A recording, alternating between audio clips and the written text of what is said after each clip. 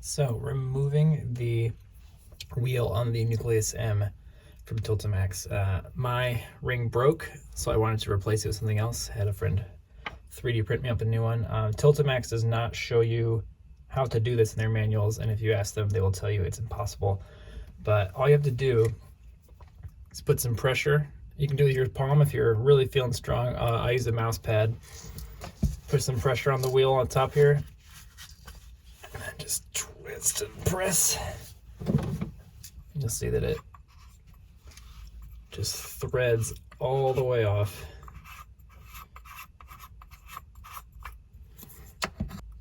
And you can see the wheel is just pressure mounted on there, so all you do is slip off your old one, and then if you have a replacement like mine, slip on the new one or whatever modifications you're making. And then toss her back in the threads, spin her back on.